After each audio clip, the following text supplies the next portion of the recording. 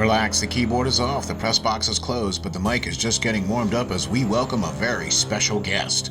The show where the writer is fresh off the presses and the ink is not dry, and on this special episode of the show, we welcome the Philadelphia Flyers goalie Tommy Söderström.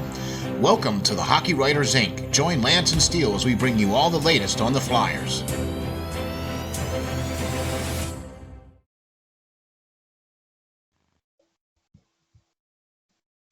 Hi guys, welcome back to another edition of the Hockey Writers Inc. I'm your host, Lance Green. And I'm your co-host, SteelFlyers. And holy smokes, we have got a very, very special show for you today, folks. We got a really special guest lined up here. We got two goalies in the house. We got Lance Green, the writer extraordinaire, and then we got Tommy Söderström, the goalie from the Flyers. Woo! Welcome in, sir. Thank you very much for coming. Hello, guys. Thank you for having me. It's an honor to be on your pod.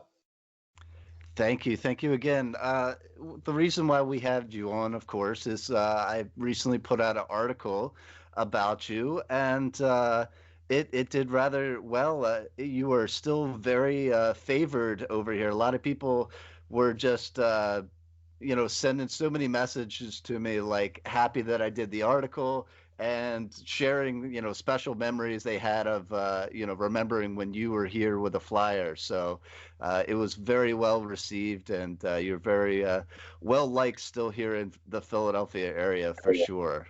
Well, I'm happy to hear that, and it warms my heart. So I had a great time when I was in Philly, and I just love to play in front of the fans, and I love the spectrum and the team and the organization. So it was a really, really good time in my life.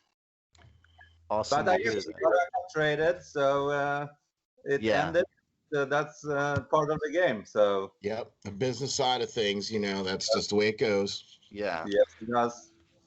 But following up with what Lance was saying, though, is that the fact that people still have really good fond memories of your time here, and that fact that the fans still had a lot of good things to say about when you were here, you know what I mean? And this article brought up a lot of those, really good things, really good feelings, especially from the fan side of things, hearing about how you're doing, hearing about what's going on with you, and then, just the fact that you were able to play for the Flyers. So thank you very much for your time here, man. Yeah. Thanks, same to you, and thanks to the fans. And like I said, the fans was really nice to me when I was there, and I think maybe they liked me because I always took my times off the games and off the practices, and once in a while I went out on a lunch with some of them, and so for me it was really good. And I remember when I walked from the Spectrum to the car. Back then the car was outside Spectrum, so it was a lot of fans. Usually good games, it took maybe go to the car, and I spoke to everybody, and I took picture with everybody who wanted it. So I really liked it, and I hope they did too. It sounds like that when you say like you say. Yeah, definitely good, and that's saying something because the Flyers have been through a carousel of goalies over the years, and a lot of fault always gets put on the goalies here. It's a very tough city to play in, as you know, but you are still in the good graces here. So I guess we'll start off with some questions. Everybody got familiar with the article and all or refamiliar, I guess, with your time here and your career. So we'll just dive into a couple of questions if that's okay with you. Yeah, of course. And I had a good story about what you said in the beginning there, that the goalies at the Flyers have had a hard time. I have one of my best friend of girls, Jennifer. She lives in Philly, and she once in a while come over to Sweden and visit me. And she always tried to give me a hard time, and she always say like, yeah, Flyers had never had a good goaltender, including me. Wow. And always when she say that, we're all laughing, but she and me. So she do it with a warm heart, but we laugh a lot about it. That's funny. That's great. Yeah, it's funny. And she's still one of my best friends, so we're good. Yeah, We you gotta think have of you as friends one of like the that. better goalies that's been here with the Flyers, so you tell her that she's a little bit wrong. I'm gonna do that next time. Okay. So Tommy, I gotta ask, like, what made you? I did a lot of research, of course, but what made you want to play goalie? You said you started out playing on the ponds and stuff in Sweden. Yeah, I played where we lived, and Yeah. we were just kids who play outside the houses. And one of my friend's father, he was a coach for the team where I lived, and he asked me the last practice of the year he said, we just have one goalie. Do you want to try to be a net? Because yeah, and then I tried.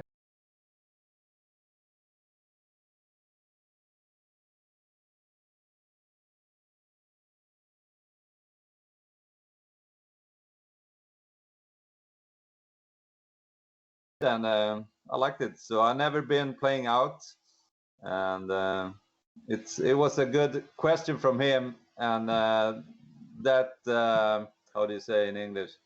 It was a good decision that I tried it, and I'm happy for that. That's awesome. And I kind of told you, I had got inspired to play because of you, to play net because of you, because I remember as a kid going to games and my dad sprung for season tickets behind the net Yeah, and all because I was getting interested in playing goal, mostly because at that time you were in that and I gotta say, I gotta give you credit, like that really sprung me to the want to play. So I thank you for that for sure.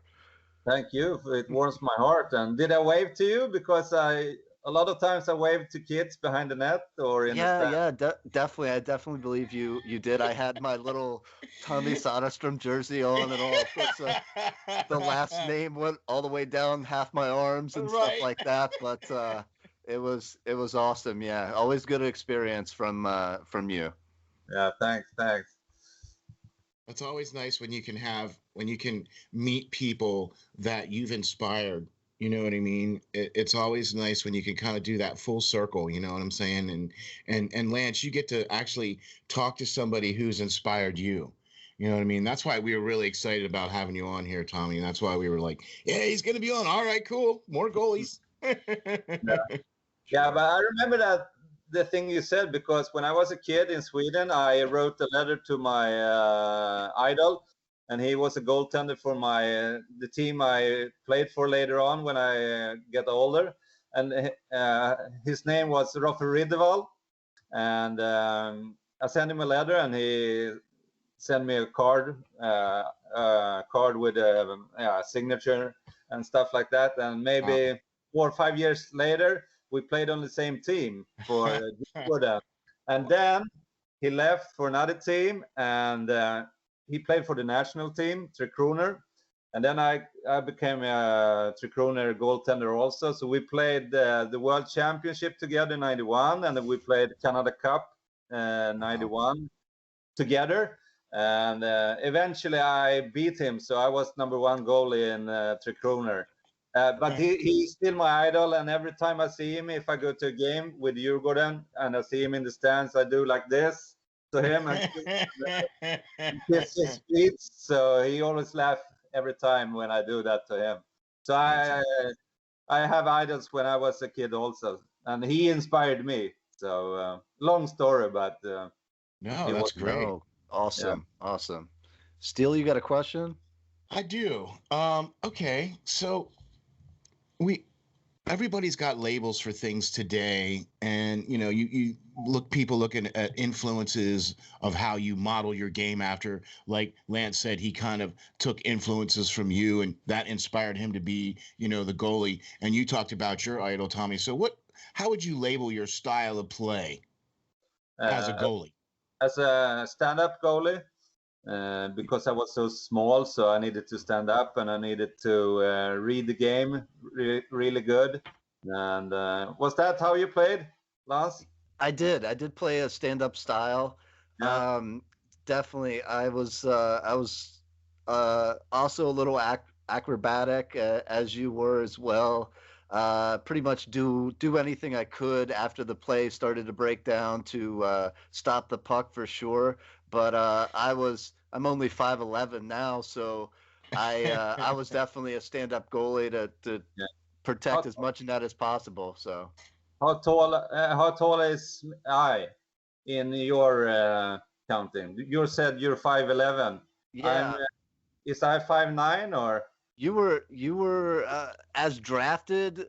I don't know. I got a lot of over the years. I guess you grew a little bit. It said 5'9" I just when grew. you were drafted, and then it at towards the end of your career, it had you labeled as high as like 5'10", 5'11". Yeah, okay, I So see. Yeah. Did you start from the middle of the net also? I The- yeah, Like in the back like that. Yeah, that's I did early on. I did early on for sure. It helped me get a position, like my positioning down where I knew I was in the net for sure. And I kind of took Hexy's thing too, where I hit the post to kind yeah. of know where I am in net at all times. I think both those things kind of help me with my angles and stuff. So Uh, I could say like this: if I come up now,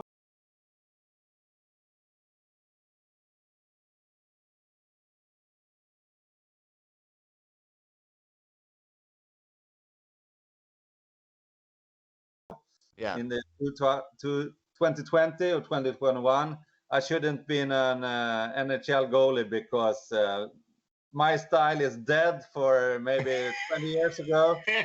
Yeah, mine too. I still play that style, and most guys now are flopping all around, and I just don't think I can cover as much net that way, or can stretch as good as some of those guys do with acrobatic splits all the way across the bottom of the net and stuff. Yeah, So no, Plus, that's they so. keep making the pads smaller, and yeah, Plus, Yeah, the other thing too is a lot of the goalies these days are over 6 foot. You yeah, know what I mean? So even if they are a butterfly, or even if they go down, those types of goalies, they still go down to their knees. Well, heck, some of them are still so tall that they can still see even though they're down on their knees. I played once in a while games with. There's a team in Sweden called Tre Kronor Legends. It's all the Tre Kronor national team players, like Bengt-Åke Gustafsson. You remember him? Play for Washington. Or Mats Näslund is on the Yep. team. Lindström. Yeah, we're a lot of guys. And one time we played in Finland against Finland, Oh and wow. we practiced in the morning, and another team practiced also because they had a national team tournament there for the team for the guys who play now. So the goalie saw me when I come up with my pads, and they said like, "What is that? Is that a joke?"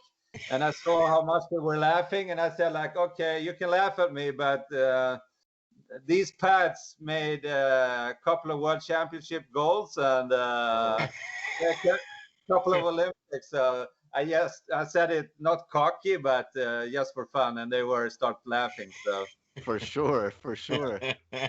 and like my old goalie coach, we were on a show in Sweden for maybe 10 years ago, and he said like back then in the 90s, goaltenders, take this right now, uh, goaltenders needed to have more, what's he said, talent back then because you really did the same. Now the goalies work the angle. You can get a decent goalie really good now if he's good, practice hard and stuff like that. And that Right, was not that easy back then. That's what he said, but I don't know. But Well, that's a good coach, man. You know what I mean? right. and So the thing is now, my way to see it is when I look on the goaltenders on TV or stuff like that.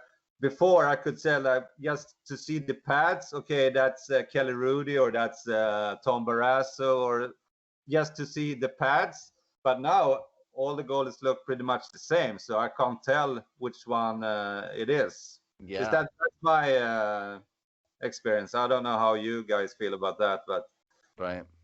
the goalies now pretty much look the same. Very similar. Very similar. Yeah. But they're really good, so they stop the puck. That's the whole point, right? Yeah. So at what point did you actually think you could make a career out of playing when you were coming up as a kid? Pretty late, actually. I was never like from the beginning thinking that okay, I wanted to make it to NHL, because NHL back then you didn't really know anything about it in Sweden. But I took year by year, and when I was 15, I wanted to come to a better team, and when I was 18, I wanted to come a step further all the time. And then I come up to the first team, Djurgården, who play in the highest league, like second goalie. And I remember my first season, I just played 4 games behind my idol, Rafa Ridwall. It was so boring to play 4 games. I was like, okay, I'm gonna quit after this season. But then he moved to another team, so I get the shot then, and I'm happy for that. But it's all about waiting for your time. Yeah, but answering your question there is when I come up and then I started to play for the national team, and then I maybe start thinking, okay, maybe I could make it to the NHL, and they drafted me late, so yeah, I was lucky. Yeah. Awesome. So you got to be drafted. You got to go through that whole experience of being drafted and all that other stuff. So what was it like being drafted? I mean, I know things are much different today, where there's much more TV coverage, and they have all these major TV events where they show the first round and everything. But what was it like for you to actually get drafted? Was that kind of like a coronation of the fact that, yes, I can make it into the NHL? You came up through, you played for the junior teams, you got to play with your idol and then play on the national team. And then when you got drafted, I mean, how did that make you feel getting drafted? Of course, it was really nice to hear about it, but I think I heard about it maybe a couple of days after. On the summer practice, like running and stuff. And I think my coach told me, and because, like you said, it was not the coverage back then. Right. I don't know when I get drafted. Was it 89 or I don't know. I don't remember, but I think it was 89, 90. Yeah. Yeah. Inge Hammarström, I think he was the coach, the scout for Sweden for the Flyers. So he was the guy who pushed for me, I guess. So thank you very much to him. Smart man. Yeah. I was just going to say, we thank him too. But it was really nice. But like you said, I was I 212 or something? I think you were in the 11th round. Yeah, 214th in the 1990 draft. Yeah. So I was not a hot shot to get drafted, but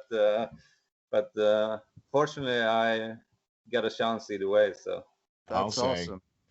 So how did it feel to play for your home country? You mentioned it a little bit already, but I imagine that being such an honor, to almost more so than getting drafted or something sometime, because that's a reality that you would see before that point, I guess. Yeah, to play for the national team is like the biggest thing you can do in Sweden, and represent your country for the world champion or the Olympics. And World I know juniors, World juniors, we play in Anchorage. I remember 89. Yeah. But when you're in the middle of it, you don't think so much about it. Of course, you're proud, but it's more after your career, after you stop playing, that you think like, okay, I played a couple of Olympics, I played the World Cup a couple of times, or and then the Canada Cup. It sink in more after when you stop playing, especially for me. I don't know how it is for other people, but when I was in NHL, it was like a natural thing when you become there and get the number on the jersey. So then you don't think so much about it. I think that's you mentioned Anchorage and stuff. I think that's where you really were brought to the forefront, especially during the Soviet game, is where you really shined. Okay. And people over here, realized, holy crap, this guy, is pretty This guy can good. stop the puck. That was a heck of a team you had to face there, and Yeah, it you was. did really well at that point, and that's why I think scouts and everything really took notice of you for sure on over from this side. So. Yeah, but I think the breakthrough for me to come to NHL was like Canada Cup '91. Yes, too. We Yes. played in Toronto a lot of games, and we played against Canada. And when I got the shot in the face from Steve Larmer in Yeah. the semifinal, and I still played after that. I think that's what Flyers like to see. Yeah. Yeah, Yeah. just That's stitch him Flyers up and send hockey. him back out there. He's good to go, right? Right. It Right. was a good shot. And since I have a Yeah. big nose, so the net pushed into my nose and I started bleeding. But Okay. it was fun. Oh, yeah, that doesn't sound like fun if you ask me. So, yeah, I got a kind of an odd question here for you, and this is what was your you have some different choices in equipment that you use. Yeah. Okay, and some of the things that kind of stood out to me was the fact that you didn't have like a normal cage like most of all the goalies did. You know that you didn't have this completely decorated helmet like they do now. It wasn't all painted. It was more like just a straight cage. I mean, what was the reasoning behind that? The only reason was that I felt claustrophobic in Oh, okay. a mask. So for me, it was no choice to wear that. I tried once or twice or a couple of times, and I still have a picture of it when I on the warm up one game with a mask, and I got a lot of question on that on Facebook. Uh, because I think some guy bought that mask from somebody, and he asked me if I had worn it, and then I find a picture of it, so he was happy that it was authentic. So, but I like Well, the big net or mask or whatever you say, because I could see all the angles that I could see down, and with the mask I couldn't do that. So and I didn't felt protected with a mask. I don't know why. So I can't believe the goalies now who play with a mask and no what do you call this? The dingle. Neck protector. Yeah. yeah, Yeah. yeah, yeah, yeah. I still see some of them wear it. If you Yeah. get a slap shot here, you're fucking dead. So Yeah. Yeah. yeah. So yeah, I used to play with the normal player's helmet as well. Started out early, mostly because of you and Hashik wearing it later on, and I agree. I could see a lot more playing with that. Yeah. I felt it more when a slap shot or something came for sure, but Yeah. uh, later on, I only progressed once I was able to wear the cat eye with the bigger holes in the Yeah. regular mask. I felt I could wear it then, but Yeah. I agree. I could see so much more with just the regular helmet with a regular cage or whatever on it. So, And but yeah. good. But my ugly bird case, like they call it the bird cage. That's funny. It's really hot stuff now on Facebook, because I'm in some groups with like vintage goaltending equipment or whatever it is. I don't Yeah, know. yeah. And I get a lot of question if I have any spares of them and the net or the helmet. And it seems like a lot of people want to get a hold of it now. So it's fun to see that actually. That's funny. Yeah. Who was your favorite defenseman that you had a chance to play with in NHL? I know I had my favorite growing up, a kind of a guy that you always just felt when he was on the ice, it you were just settled. You knew what he was going to do. He knew what you wanted him to do. Did you have anybody like that? Uh, Pretty much everybody, I guess. But Yeah. I didn't. What can I say? I remember Gary Galley. He was really a good defenseman, and he was experienced. So yeah, but I didn't have. What can I say? Uh, if you, when you're a goaltender, you don't think that way. If you have anybody who's better than somebody else. Well, I guess at that level of play too, they're all pretty darn good at that Yeah, point, you know? that is Yeah. so. That would make sense. You know what I mean? That if you would get to that level, you would expect guys to play a certain way. You know what I mean? So, okay. Here's another one for you now. What we there's a lot of But you said that you thought you know one of the guys was my favorite. No, I was saying when I was playing, I know I Oh, always okay. grew up playing Oh, with one particular guy. Like when he stepped on the ice, like we just got it. You know what I yes, mean? Between it, like he would leave the shooter to me. He wouldn't try to cheat over and yeah. mess up me taking that shot, or you know, I knew what he was going to do with a puck per se. When you know, I just felt more relieved when he was on the ice because it was we were like almost a telepathic sense, you know, to it. I guess. It's like a marriage, eh? I guess, yeah. So, who was your favorite teammate from your time here in Philadelphia? I would like to say Pelle Eklund. Okay. And one of the reasons is, of course, that we could speak about everything, and we could speak about the people in Sweden, and we understand each other. You know, it's easier than if you have an American or Czech or a Canadian or stuff like that. So I would like to say Pelle Eklund. Okay, Cool. that's awesome. That also makes it a little easier when you can have somebody that's kind of like your countryman to be, you know, take that ride with you a little bit, kind of have some of those same experiences so that you can kind of share stories because you guys kind of been from the same place. You know what I mean?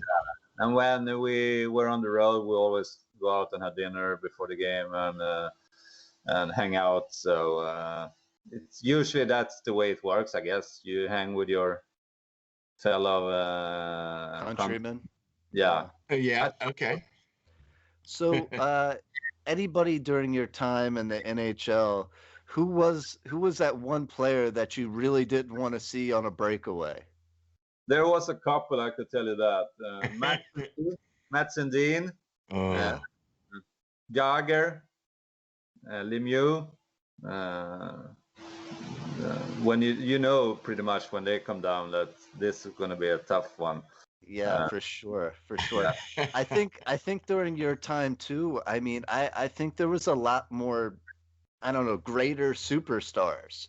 Uh, there's a lot more players or teammates that are just, you know, decent, maybe 20 goal scorers nowadays, but during that time it was just like some elite level talent that far surpass, you know, maybe you have Ovechkins, maybe you have Crosby's and such now, but I thought there was so much more of them. There was during your time when you played, at least in my mind.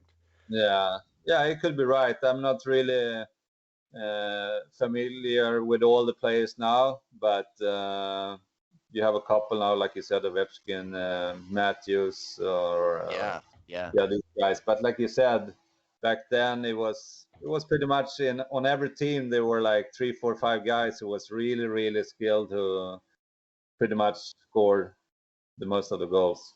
yeah. yeah. You can't take away from the skill that was of the players from back in those days. Yeah.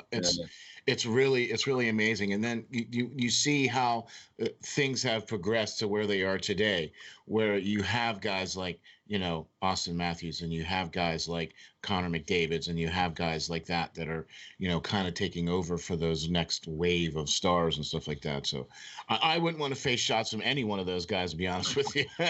Yeah. I can tell you this: when you played against the Pittsburgh, you know, when it's a penalty, you know, like who come in, Jagger, Lemieux, I would not want to face that. Sandstrom. Who did they have on the defense? Oh, Yeah, Samuelson. yeah. You A know, it's lot. behind you. pretty much all the time. So it was tough days. Cool. What I have another equipment question here for you because I know we've been kind of focusing on that, but why did you not have any tape on your stick? Because it's glide better on the ice. That's why I didn't have it. And I was such a bad passer. I couldn't shoot the puck. It didn't matter if I had tape on it or not. Okay. Because you see guys now have like a whole roll of tape at the top, like where the knob is, you know what I mean? And then they tape their blades and everything like that. But you didn't have any tape on your stick. All right. Okay. No. And all the time when I left the net, I'm gonna pass the puck. I was ashamed because I know I'm so bad on this. And you see other goaltender like Tom Barrasso, Hextall, they could shoot it all over the ice. Yeah. Yeah. I tried to compensate it with other things though, but yeah, you used your stick to make saves instead of pass the puck. Once in a while I did. Yeah. That's great. Now, was it a hard transition from you coming over as far as the ice goes, the Olympic size down to NHL, faster paced game? Yes, I would like to say that, yes. I remember my first training camp, my first game, we played Quebec on the road, and I got pulled after 10 goals. And Mats and Dean play on Quebec. I was like, Mats, don't score on me again now. And I got pulled after 10 goals. And then when I'm going to go back to US, it was something wrong with my visa. And so I needed to stay a couple of extra days. And then I come back to Philly. And then we played against New Jersey and at home. And after half the game, we were down 1-4. So I was like, okay, am I so fucking bad? Excuse my language. Because I played like in the Olympics, and I played the World Championship, and I won in the league in Sweden. So in the beginning, I thought it was tougher than I thought it's going to be. So. We're glad it worked out. We're glad it worked out that you were able to overcome that toughness. And speaking of overcoming some things, we're going to get a little personal here, if you don't mind. Of course. You were diagnosed with Wolff-Parkinson's-White syndrome. Yes. And what was that like hearing that for the first time? I mean, from somebody who is athletic, plays a lot, works out a lot, runs, is in shape, and then you hear something like this from the doctor. How did that really kind of affect you?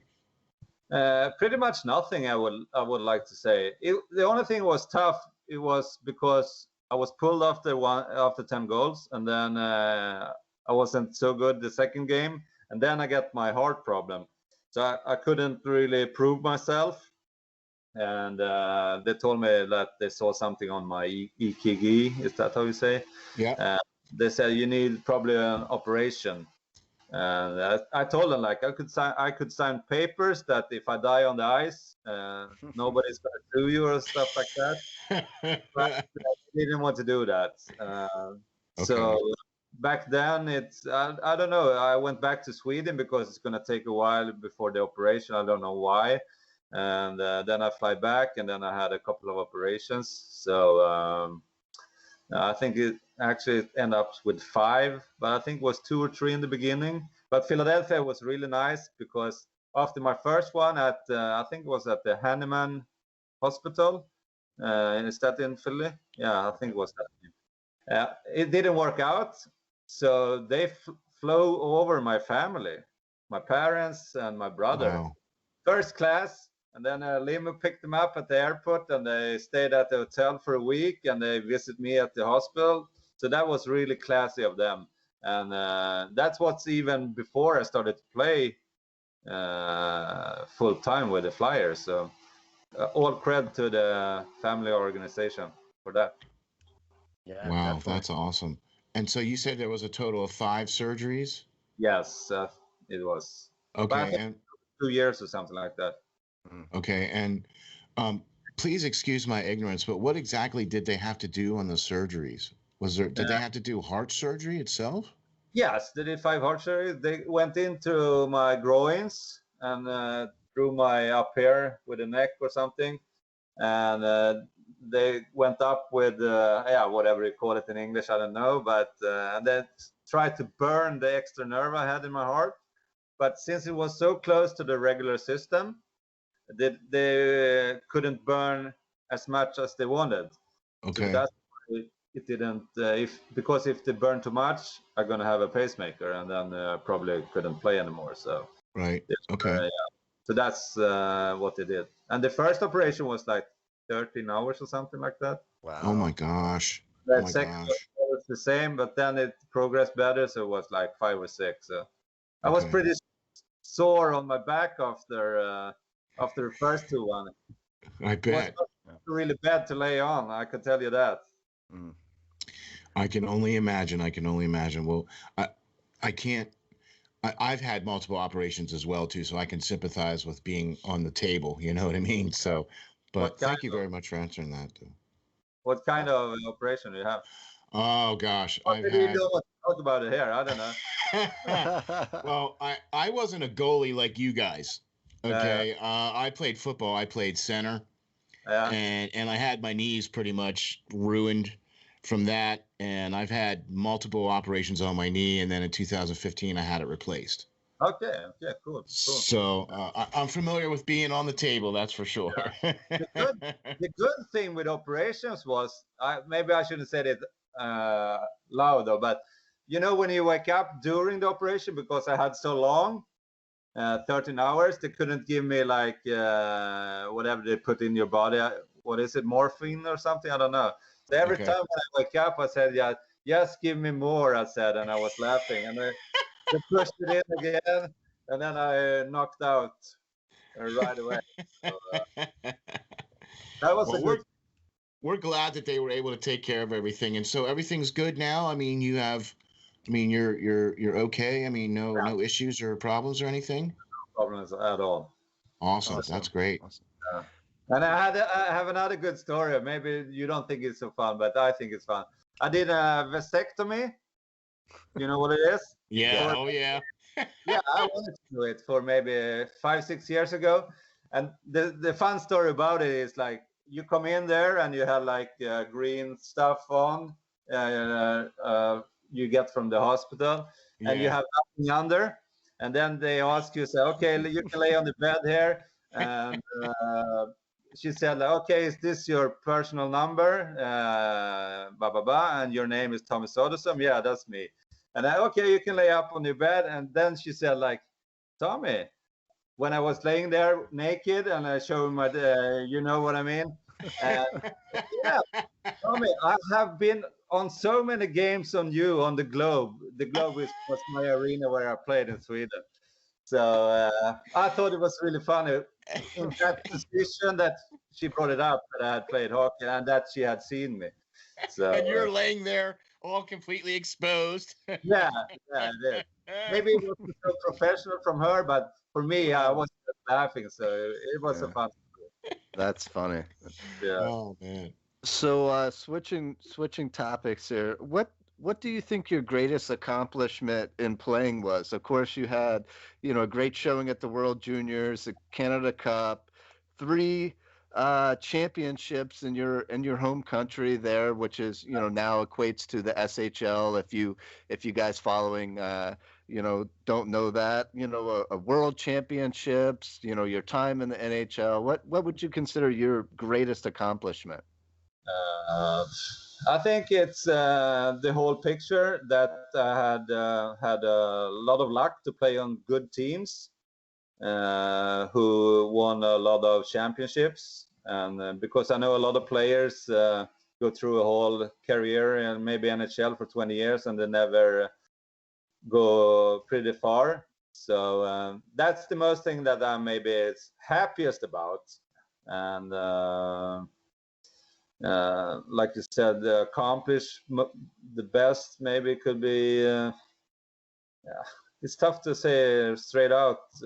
So no. Maybe not the best, but which one like sticks out in your mind was like your greatest experience out of the whole bunch? 92 World Championship in Prague. We were like 16 debutants and rookies on the tournament. And the media, we were playing really bad in the first couple of games. So in the newspaper, in the middle of the newspaper, it was 2 black sides, nothing said on it, and in the bottom it says like this team sucks or something like that. You know, man. But that was before the playoffs started, the quarterfinals and stuff, and then we won the whole thing. So it was fun, and I was young, and you know, when you come back to Sweden, you fly on the plane, and the 2 what do you call it in English? 2 planes come up on the side from the army, you know. Yeah, formation. Yeah.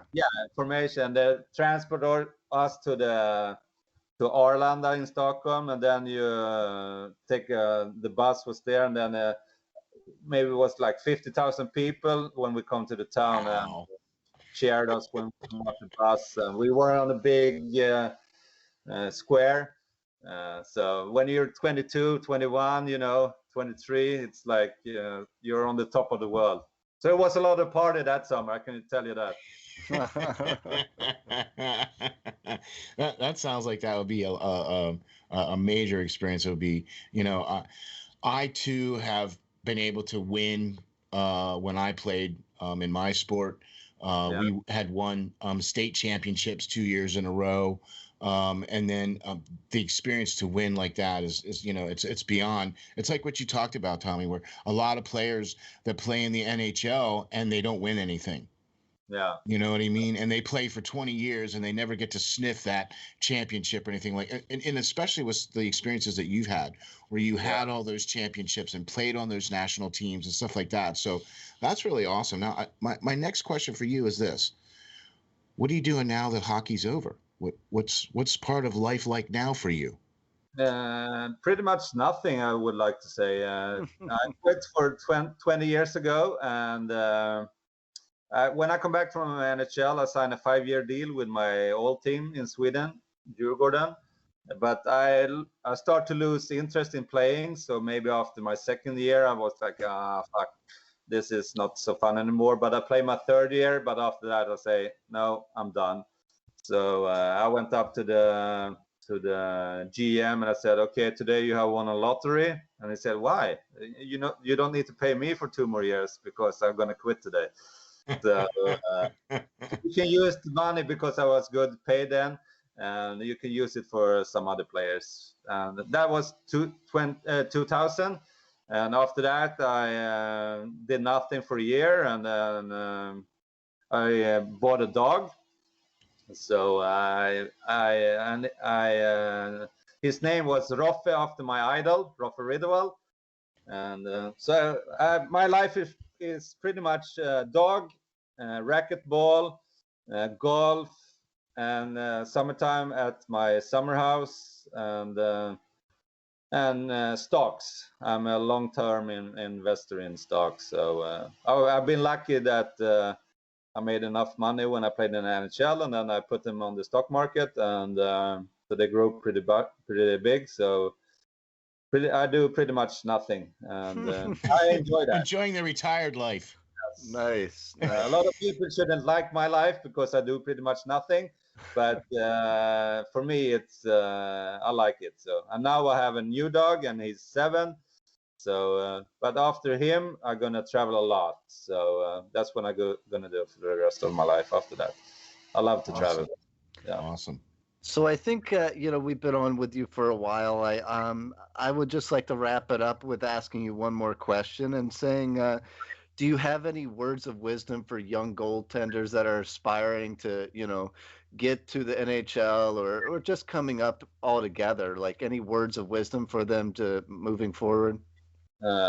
Pretty much just have fun and live in the, how do you say in English? Live in the now. Mm-hmm. That's how you say. Yeah. And then get as much as you can, because just live day by day and try to do your best. And Awesome. then Well, yeah. that's so awesome. Thank you for coming on with us. It's a truly an honor to get to sit down and speak to you. And you know, just know that back here in Philly, you are definitely you know, still in the good graces here. And anytime you would want to come over this way, it would be much appreciated. Whatever. You know, get to see you guys again for any we have a Flyers alumni and stuff that play over here, so I don't know if you could get up with them or whatever. Just great to see you, great to get up with you and know what you're doing nowadays. Yeah, thank you. Yeah, thank you for having me. And like I said before, I'm proud that you wanted to have me. And thank you to all the fans. Like I said to you before when I spoke to you, that they were so nice to me, and they make my my stay over in Philly really awesome. So thank you for that. That's awesome. That's awesome. I can't even express to you how much of a thrill this has been for me. I got to watch you. I'm a little bit older than Lance, so I was a little older when I started watching hockey. And when I first started watching hockey, you were in the net. And this was right when Lindros was coming in. You know what I mean? So I got to see that whole beginning of that era for the Flyers, and that's when I first started watching hockey. And so watching you and Net stopping those pucks there for a long time was a real inspiration for me as well too. Not to play hockey because I can't skate to save my life.